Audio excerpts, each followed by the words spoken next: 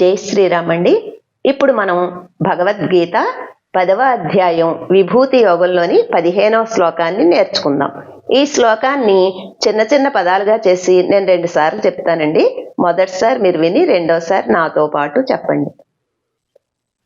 స్వయమేవాత్మ స్వయమేవాత్మ నాత్మానం నాత్మానం వేత్తత్వం వేత్తత్వం పురుషోత్తమ పురుషోత్తమ భూతభావన భూతభావన భూతేశ భూతేశ దేవదేవ దేవదేవ జగత్పతే జగత్పతే.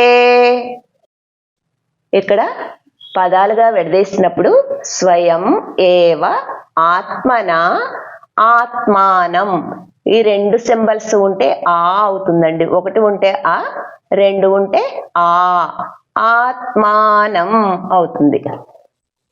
ఇప్పుడు మళ్ళీ స్వయమేవాత్మ స్వయమేవాత్మ నాత్మానం నాత్మానం వేత్తత్వం వేత్తత్వం పురుషోత్తమ పురుషోత్తమ భూతభావన భూతభావన భూతేశ భూతేశ దేవదేవ దేవదేవ జగత్పతే జగత్పతే.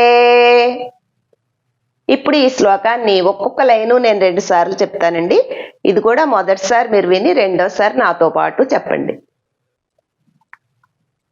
స్వయమేవాత్మనాత్మానం స్వయమేవాత్మనాత్మానం వేత్తత్వం పురుషోత్తమ వేత్తత్వం పురుషోత్తమ భూతభావన భూతేశ భూతభావన భూతేశ దేవదేవ జగత్పతే దేవదేవ జగత్పతే.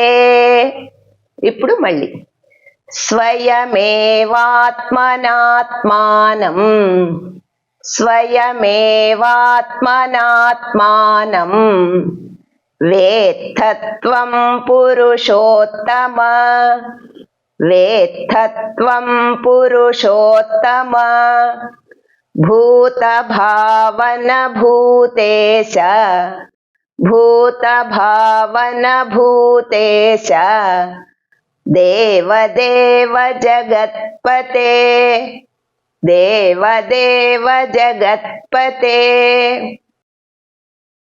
ఇప్పుడు ఈ శ్లోకాన్ని నేను 3 సార్లు చెప్తానండి. మీరు కూడా నాతో పాటు చెప్పండి. స్వయమేవాత్మనాత్మానం వేత్తత్వం పురుషోత్తమ భూతభావన భూతేశ దేవదేవ జగత్పతే స్వయమేవాత్మనాత్మానం వేత్తత్వం పురుషోత్తమ భూతభావన భూతేశ దేవదేవ జగత్పతే స్వయమేవాత్మనాత్మానం వేత్తత్వం పురుషోత్తమ భూతభావన భూతేశ దేవదేవ జగత్పతే.